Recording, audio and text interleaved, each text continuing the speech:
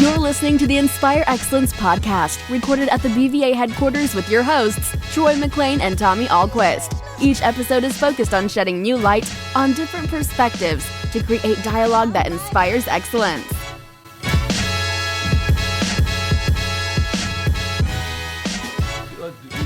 Oh, do the podcast. Okay, ready? Okay. Hey, everybody, this is Tommy Ahlquist.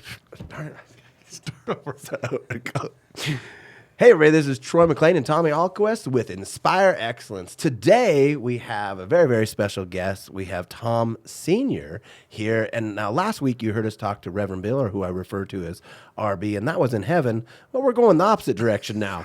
So we're gonna redneck this up, him and I. You're in trouble because I heard a lot of stuff now. So we got Tom Sr., and we're talking about legacy and the transfer of positive legacy and the things that we learn to do and not to do from our fathers. So that's why we got Tom Sr. Tom, welcome. Thank you. Happy to be here. You're welcome. All right, so I'm just going to lay the ground rules right now. Okay. I do every once in a while cuss. Tommy does get mad at me about it. Every once in a while he gives me a look, but I only say the S word. I don't say the other word. S word's going to be okay on this podcast today, right? Yeah, Pops? S word PG-13. Secondly, I want to let you guys know. Quantify the S word for me. Yeah, shit. Like I just say the shit, Okay. and so like I sometimes say bullshit or shit or. Okay. And then I understand that you have a lot of colloquialisms as well, because like I'll say when I'm in trouble, I'll say like I'm looking up the ass of a dead dog with fleas. Like this is we're done. You know, I don't understand how to get this done. Or somebody says like, what do you think can get that deal done? I go, no, it's like doing CPR on a corpse. But I understand you have a bunch of sayings yourself, and we call them Tom-isms. So, Tommy, why don't you... Well, first of all, hey, it's nice to have you on, Dad. We should have done this a long time ago, but I had to finally convince you today that we were in desperate need of this today. And that is true. Thanks for joining us, and we appreciate it. There's a lot to learn from you today, so I will get into the Tom-isms. They're very lighthearted. Okay. He's really nervous. We added those. We went through a list. I said, Cedar, he's nervous. Like, look at him. I'm nervous. It's my dad. Dude, I you respect the heck out of this guy. He has been This talking is the about having guy. you on the show. He's like, I gotta get my dad on the show. I'm happy to be here. I do want to start, Dad, let me talk to you a little bit about you. I think anyone that knows you, so we've been working together with our company up here in Idaho for 15 years, maybe longer. Yeah, probably. Mm-hmm. And we've done a lot of great stuff together. We've got a lot of people that work for us, look up to you. But if they look, we call him the general, or he's just known as senior around the office, and no one messes with him. But I think you've laid a legacy of work and getting stuff done that is unparalleled. And it truly is a legacy. So I'm going to start with a story, then ask you some questions. But when I was growing up, one of the funniest things when I ran for governor, if you remember this, my dad donated some money, and one of the campaigns said, well, it's Tommy's daddy, Tommy's rich daddy. Remember that, Dad? And that could be no farther from the truth. I didn't have enough money to even donate to my son's campaign.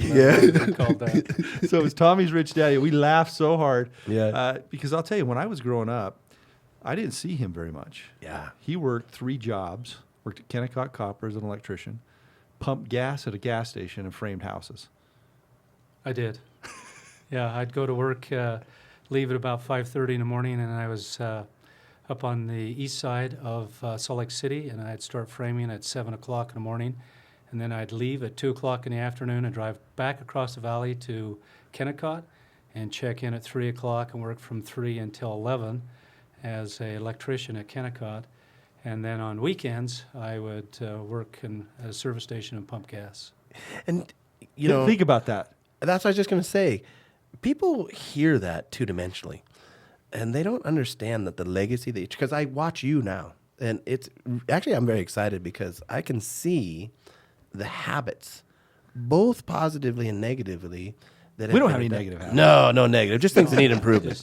Yeah. Well, at least you need to very cuss calm more. people. Like that's your negatives. You don't cuss as much. I wonder, has he ever said a cuss word? Oh, yeah. I've never heard of it. Never at all. Never heard of it. But Hey, you do have the legacy that. But of I will work. tell you, so the funny thing is people say to me, hey, you work hard. And in context It's with him, it's not. I always tell you that. It's like, I don't work hard. I'll tell you what's working hard is what got me here. Yes. Right? The inspiration of, hey, you can do anything you want to do in your life. You can be anything you want, and I'm behind you. I've got your back. And I'm working my tail off so you can have more than I had. Where did that come from, though, Tom? Like, why? Is it a generational thing? We're missing it today, just so you know. It probably is. I had a grandfather that was pretty notorious at Kennecott. He was actually graduated from college years ago, and he was general superintendent at Kennecott, and he was pretty famous about kind of tough rule, tough love. As a general foreman. A general foreman, he was responsible for about probably 4,000 to 5,000 people. Oh, geez. And so he was over all the Magna Mill and the Arthur Mill. And he was pretty famous. He would rule with the iron hand during the day. And then he'd go home, and his home was on the east side of Salt Lake. He'd drive all the way across the valley. Right. He'd have dinner and watch TV. And then on occasions, at 10:30, 11 o'clock at night, he would drive all the way back across the valley. And then he would go back because the graveyard shift started around 11 o'clock, 12 o'clock. And he would check in, and he would tell the guards at the front, if you notify anybody I'm coming through, I'll fire you. He would walk through. He would walk through the entire Magna Mill, and had to take him a couple hours. And if he'd catch anybody sleeping, he would actually physically. He's a big man. He was probably 6'6", 250, 275 pounds. He would physically actually pick him up by the nape of their neck, take him out the front, and say, "You're fired." But let me tell you a story about. So everyone that works here knows one of the things that happens on all these big buildings we do is a pour day, right? Okay. It's a day that cement gets poured. Okay. Oh, yeah. Okay. So if for everyone out there that doesn't know what Tom Senior does for us, he's run all of our construction budgets, everything, and then actually oversees my rich daddy. He oversees all the construction for all our projects, always has. Mm-hmm. But on pour day is when they pour all of the cement on the project. And he has with him still boots that he goes and puts on and is at the pour day watching to make sure they pour the cement right on all our pours. When everyone first hears that, when a general they're like, "What are you doing? You don't need to. What do you need to do that?" So, well, there is a small explanation behind that. I actually do what Tommy said, but over the course of years, the EPA is like taking all the good stuff out of glues for carpets. Okay. So when the concrete people finish the concrete, they have these ride machines now. It used to all be by hand, and now they have these ride machines. And they love riding on these sub-ride machines. They go back and forth and I'm really glad you didn't say they love riding on these sons of... You saw that, right? I did say it. You know what? Stop for me, bro. It makes me feel better. Last week, I was very intimidated because I had these two preacher people in here. Today... Well, anyway, they ride on these things. And when concrete turns from gray to blue, it's called burnt. It's really slick. It looks like a mirror. The concrete finishing people think, "Wow, look how nice this is." Well, then during the course of the finish of the construction, here comes the carpet people again. And they say, "Hey, listen, that concrete's burned. There's no pores in the concrete. Now my glue won't stick to it. So here's a liability. You sign off here. If my carpet comes up, you're going to be responsible. Or you beat blast and rough it all up, which costs about $20,000 per floor on a 30,000 square foot floor plate, and then I'll be responsible." So it's just a course of things over the construction you have to learn and what the things you have to do. So, but it's taking accountability. So Senior probably works half days most of his life because there's 24 hours in a day and you put in 12 hours, right? Yeah, probably pretty close. Yeah, so he's a half dayer. And I do take off Saturday. So we're gonna get into some Tom-isms, but one of the ones I have listed here, I went around the office and asked people what are the Tom-isms, and one of his favorite things is if someone's leaving the office early, which is subjective. He'll say, "Well, if you can't put in a full day, just work as long as you can." And if they happen to come in a little late, you could always count on him saying, "Hey, if you can't get here on time, just get here whenever you can." You got to remind them. Listen, if they're dum-dums, they're dum-dums. Well, we've got a lot of great people working for us. So. You guys do. Yeah, you guys really do. So a couple of serious things here before we get on to some more lighthearted. What are some of the most important lessons you've learned in your, looking back now at lots of different, you've been in a lot of different environments and trained and led a lot of people. What are the most important lessons you've learned? Well, probably one of the first things that I've learned is I'm very thankful for what I have. I've worked hard for what I have, but for people giving me second chances and for working with my son for all these years and being able to get, possess what I have. I know people shouldn't, covet things and nice cars or nice homes, but it's nice to have nice things, and have been given a lot of responsibility. I started working picking tomatoes and hoeing beets at 14 years old, and working at the service station when I was 14, and I'm heading into 73 years old and still working, but I've been given a lot of opportunities and chances, and when I've been given those, I thought, I got to give it my best. And that's kind of what I've tried to instill with some of the people and contractors and people I work with. They call me the general. They call me a lot of things. Probably we can't discuss on right here today. You can say anything you want, bro. But I've kind of, when we start a project, I say, listen, I'm paying you $5 for work. I don't want 6. Yep. And I don't want 4. Just give me $5. Give me what I'm paying you. I'm just paying you for this. I'm not going to ever ask you for more than what I'm paying you for. And it seems like it works out. We've got a lot of great people and a lot of great contractors, and I've learned a lot from a lot of people. And over the years, to being a kind of an agent or being responsible for the ownership of the company, my part was to make sure that what's on the plans and specifications are actually what I'm getting out in the field. And so I've had to know a little bit about dirt work. I've had to know a little bit about concrete work. And all the different divisions know just a little bit to be dangerous, but not a whole lot to be taken too serious. But we've developed, there's a great group out of Salt Lake City that I've worked with for over 30 years, a mechanical MEP group. And we've developed some pretty remarkable HVAC systems that are very sustainable. And as you know, a lot of people can build buildings, and when the bottom line comes, you try to build the best building you can for the cheapest price that you can, the most affordable, because it eventually just boils down to rents and what people can pay on lease rates, and so it is a little bit of responsibility, but man, what a great opportunity every morning to get up and have a new challenge, a new project, and be able to work with my son. So I'm going to actually flip the switch. Tommy thinks he's still going to control this, but he doesn't realize that I've got a mic too. What's the greatest thing you've learned from your father? Oh boy, there's so many. But people always say leadership and leading by example. This guy personifies that, right? Mm-hmm. So in our company or anything you do when you're around him, I think when I think of him, it's lead at all times, and when necessary, use words. Right? I'm stealing that. But that's I love that. That same thing with him. Yeah. I mean, he, if you look at the way he conducts our business, the way he leads general contractors, big buildings, budgets, schedules being done on time, he doesn't ask out of anyone on the team any more than he puts in himself, ever. And so that's probably the biggest thing. The next thing is just, as you go through things in your life, I know I've got someone that's got my back. Yeah.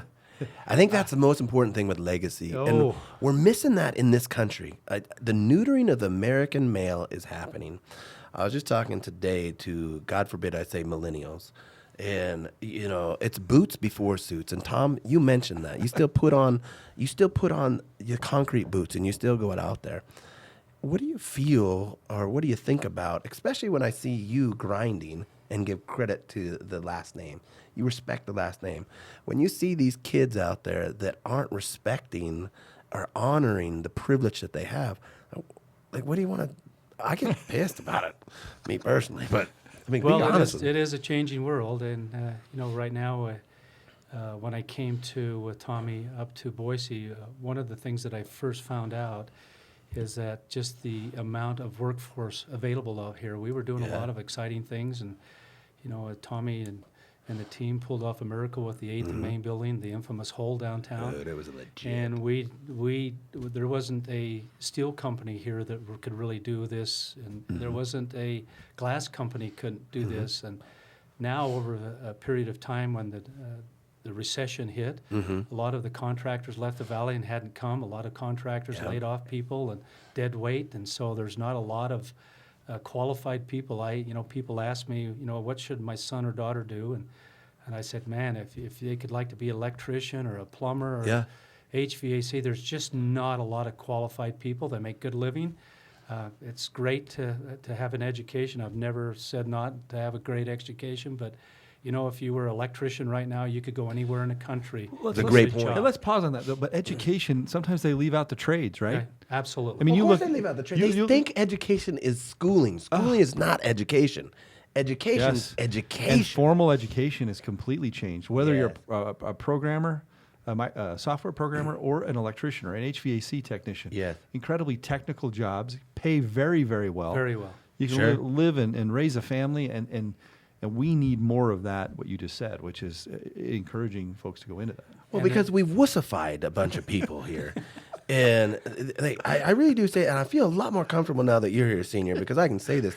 Hey, I might be a little more nervous being with Senior, but you're a lot more comfortable. I'm more comfortable with Senior. As soon as Reverend Bill laughed. Reverend Bill left, like I was praying and sweating. I was like, oh my God. But I say this honestly, we've wussified this society into thinking it's all about these tech and computers. I would pay to be apprenticed by this man, Yeah. to teach me honesty, integrity, hard work, grit. I would pay more than I would pay to go to Harvard. Why? Because that is what gets us through life. You have that greatest gift of the transfer of legacy. That's the other thing about, and Dad, I probably don't tell you thanks enough for this, but people will talk about how do you teach grit in today's world with millennials and the changing, just with social media and everything else. There's a lot of things that have changed the world. But how do you teach grit? And I never had to be taught it with words. Yeah. I saw it. Teach it through actions. Grit was, and I'll tell a couple more stories. I mean, I don't know how many times I went with him working on the church farm. It was night. He just got home. He didn't put in all the service. Doing sprinkling systems, doing stuff for widows. There were a bunch of widows that lived around us that for years, that was just an expectation. Hey, we go over it when we hoe their gardens. We fix their irrigation ditches and canals. Part of it is what you do at work, but the other part is how do you give back? Yeah. And no one gave back like my dad ever. I mean, it was just what we did. He's being really kind. He's taken it to the next level. We sit here and talk about me, but I've learned a lot from my son. That's what I was just going to ask you. And What have you learned from him? And I actually think that he has done so much for so many people that people just don't know what he's done for other people. And it's just inspiring that what he's being able to give back. His grandpa was and grandma down in Salt Lake were just a couple of the most fantastic people you've ever met in their life, and really had nothing themselves personally. Yeah. But there wasn't a day or a weekend that they weren't visiting somebody in need, and whether it was just a pie or just a visit or a little card, I'm thinking about you and I love you. What was their names, Grandpa and Grandma? Pedersen. Pedersen? Yes. I'll tell you this, and I really believe this. Everyone has already met Grandpa and Grandpa Pedersen because we've met him. Absolutely. And we've met him through you, and we've met you through them. That is the active transfer of legacy. Yeah. That is what it is. And if you grasp onto that, you realize I've met your parents through his actions. So let's talk, because I think, that's very nice, Dad, but how does that happen? It happens through the lives we live, right? Yeah. So we actually happen to have my daughter here in the room with us today still. What's her and my nickname granddaughter. B Diddy. B Diddy. And she's my great. Cassie will be here soon. But as I think about my kids, I worry a lot about how do you teach them? How do I teach them what my dad instilled in me, right? Yeah. But I think it's through living. It's through example. It's through. You can talk about it all you want, but man, what are they seeing? Are they seeing you give back? Are they part of that? Are they participating? And I don't know that that's always true too. So I come from a family that prays to God, says Merry Christmas, not Happy Holidays, but we hunt and we fish and we say yes, ma'am, no, ma'am, please, and thank you. And when someone with longer in the tooth and wiser than us, you use your 2 ears, 1 mouth accordingly. You listen more than you talk. But I'll share this. My uncle, for us, he's very rich in heart. His son is still hunting, fishing, and stuff, but their children, not into it at all. Not into it at all. I think there's a lot of social manipulation, and that legacy is getting lost. I don't know that it's always about passing it on. I really do believe it might be a dying thing. I hope not. Do you know, though, you kind of see it happening in a lot of fronts in society, and I don't think it's all bad. I think there's still a number of people that are hard workers and that, and I think there are people that like to go to school and be engineers and like to be, tech people, and that's good. I think if you're good and you're honest and you're hardworking, no matter what you're doing, whether you're a painter or whether you're what you're doing, if you're honest in your dealings and you're working hard, it's all good. Life's changing a little bit. Yeah. And what's important in life, I think, is family, and I think you can still be a good computer programmer, and being a good person and a hard worker. I don't think it's teaching a specific skill as much as it's teaching a mindset. Yeah. Oh, absolutely. Absolutely. Because to your point, carrying that mindset, whatever your career or path may be, right? yeah, It's the Absolutely. principles. I walk in, even when I first started coming in, everything was senior. Everything was senior. You can have fun with Tommy, but senior. And here's what I'll say about a positive brand. You have a positive brand when people are talking about you with respect, even when you're not in the room. You have a positive brand. Well, I'm sure there's been some condescending. Hey, listen. Only when we went to Vegas in a private jet and had the limo lady. Okay, so in the last minute, and we had to go pretty fast here, but in the last few minutes, I think there's a lot to be learned from the senior isms. Okay, give them to me. So you can't be around my dad and not hear his sayings that are only unique to him. My granddaughter's over there shaking her head. But if you dig a little Put your deeper, earmuffs on. But if you dig a little deeper, I think it is the lesson. Yeah. Right? You say, what does he stand for? These are some of them. So I'm going to say the seniorism, and then you tell us what's behind it. You ready? You're so far behind, you think you're in first place. You're being lapped. Probably heard that before, but in some of my meetings, if people are, we discuss things, and we discussed it 2 weeks ago, and Yeah. and man, you got to catch up. You're You're so far behind, you think you're in first place. and in their own perception, they think they're right Oh, on, yeah. but they're actually behind. Oh, yeah. I love that one. Okay, here's the next one. You can shit the Indians, but you can't shit the chief. So, probably just a quick story. We were, I was in the same capacity down in Salt Lake City. I worked for a company down there called the Boyer Company for 21 years, the same capacity. And we were right up against a hard date, and we had some fairly significant damages if we didn't move people in on time. And we didn't have the granite for the flooring in the lobby. And the contractor came in and he said, hey, listen, I'm not going to make this because the flooring is not going to be here on time. The truck overturned in Wyoming. And I said, wow, that is too bad. Is the truck driver okay? Is everybody okay? Yeah, it's okay. But by the time they picked up this stuff and didn't hear we're going to be delayed, and we're going to be a week delayed on this thing. And I said, well, yeah, that's good. I'm glad to see that no one's hurt. I just have one question for you. The granite's actually coming from Cold Springs, Texas. And it's coming a different direction. And I'll check the map, but I don't think they make a loop up through Wyoming to get to Utah. I could be wrong, but that's where the infamous You can saying shit kid- the Indians, you can't shit the chief. There you go. That's good. Okay, this is one of my all-time favorites. I've been in several meetings when this has come up, but you need to stop looking for bird shit in the cuckoo clock.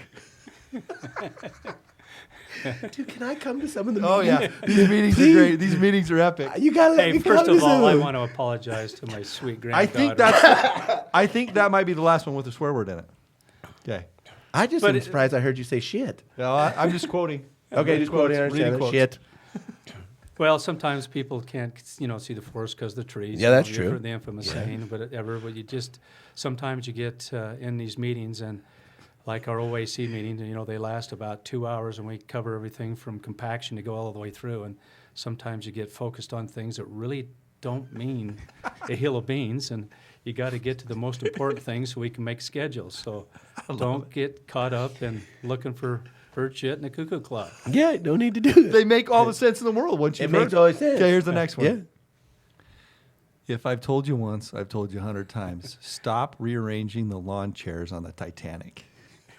I've heard that before. I didn't Yeah. make that up, but I've heard it before. But it kind of goes along the same with the cuckoo clock. Yeah. They kind of get fixated on things that, It don't matter. if we don't get this done, we're going down. Don't worry about the rest. We're going down. We're not going to make schedule. We're not going to make what we come here to do. Stop looking for lawn chairs on the Titanic. Yeah. This is one I've heard hundreds of times. 1 day in the summer is equal to 3 days in the winter. So when you're on schedule and I see, Yeah. I go out sometimes after work, I'll go to the site and it's summer and it doesn't get dark until 9 or 10 o'clock. Yeah. We're a little bit behind schedule and I'll go out there at 3 o'clock. It looks like a ghost town. So the next time I have the OAC meeting, I always say that. I said, hey, listen, it's 80 degrees, it's 65 at night, it gets dark at 10. 3 o'clock, it's a ghost town. I'm telling you what, I'm going to come back over here in December when it gets dark at 4:30 and it's 25 degrees, and I'm going to remind you about that day in July. Dude, I just want to go to work for him. Don't you? Dude, I do. Okay, I'm going to a couple more here. This is one of my favorite ones. Hey, can you remind your interior desecrator, also known as the interior decorator, to not bring finishes in that needed to be carried in on yak's backs from Afghanistan? So one of the things it's trying to do is... This is very politically correct, by the way. Just want to make you know. Yeah, I'm fine with it. That's fine. That's what I think it's all about budgets, and so we got to really be careful and make budgets. And Yak's backs from Afghanistan, too you expensive. get these Belgian wool wall coverings that we can't afford. We got to back up and get to the something like this. Yes, I think it looks fine. Oh, I'm looking at these here, but they go on and on and on and on. I'm going to pull. Pull the top three. What do you think? I'm just going to pull one more out All right. because I think this is kind of what we can end on. Is this is not unique to you, but it's all about the details, right? The devil's in the details. The devil's in the details. And I will tell you, we've done a lot of great things up here as a company, but none of them, if you think about being on budget and on schedule, the amount of pressure that we put on Tom Sr., and the more we do, the more pressure there is. Right now, we have over 1 million square feet under construction. Good God, freeze. And of all the things that circle around in my sphere of worries, I never worry once. We're going to be on time. We're going to be on schedule because of this guy. So, Dad, I just love you. I appreciate you being here on this, and I love you appreciate too. all you do. And I just appreciate, like I say, every day people say, when are you going to quit work? I mean, you're going on 73 years old. Yeah. And I can honestly say that for the day that I wake up at 6 o'clock in the morning and think, I don't want to do this anymore, I'm done. Yeah. I'm not even going to give my 2 weeks notice. I'm going to pack up Happy and Tanya, and I'm going to head to the cabin. Yeah. And they'll never see me again. But can I tell you, every morning when I get up with all these new projects and all these new challenges, and every project's a little bit different, it's so exciting to me to be able to work with my son and all these good people here and to get these challenges before you, because every project's just a little bit different. Some you have to build underwater, and some, are taller than others, and some of them are just this or that. And it's just so exciting to be able to work on with a team and figure out all the problems. And then when you're all done, to be able to drive by and say, I had just a small part of a building that's going to be here long after I'm gone. Well, I've had a unique privilege to watch father and son and father, and what I can honestly tell you is that he represents the legacy well, but you paved the path, and I think that's a fantastic thing for our listeners that are really trying to figure that out. Like, hey, what are we talking about? It's about the active transfer of knowledge and legacy that comes from father to son or mentor to mentee, and then you've really taken that torch and you've started mentoring others. Maybe not cussing as much, but you'll get there. Well, let me just say one more thing though on that, is that his mother's side of the family is where he got all his brains. Yeah, but the looks from you, baby. Maybe the battery acid in his veins came from me. Yeah. But I can't take credit. It's just been astonishing to watch him as a doctor to be able to just make the transformation into Pretty darn cool. in business, and some of the things he's been able to pull off. And that's probably some of the things I just afraid I'm going to miss out on something exciting, and maybe that's why I don't want to quit. Yeah, that's right. I'm going to close out with when you said something. When you said you drive by these projects, what I like about what we do is when you do drive by, for me, you might see buildings. I see stories. I drive by Portico, and no one realizes we started that sucker in the middle of a recession, And we had one office with one table. The office was this big, and it was me and him. That was it, doing that big project. I go by 8th and Main, and I think of our little office and all we went through, Dad, to get that thing up and running. And it was hard, sleepless nights and just challenges at every turn. And that's what I remember. You look at the Clearwater building, you look at all we're doing out here, and every one of those buildings will always, for me, represent us and what we did together. And I love you, man. That's awesome. Love you too. I'm going to Thank you. tell you guys, Tom Sr., thank you so much. Tommy Ahlquist, thank you for letting me be a part of this. Ladies and gentlemen, this is Inspire Excellence with Tommy Ahlquist, Tom Sr., and myself, Troy McClain. I want to wrap with, it's about the legacy and the transfer of information, but as you can see right here, success is not two-dimensional. It's lived, and these two have lived it, and they pass the legacy forward. So, Inspire Excellence. Thank you. You've been listening to the Inspire Excellence podcast. We invite you to find something that inspires you this week. Join us again for our next episode.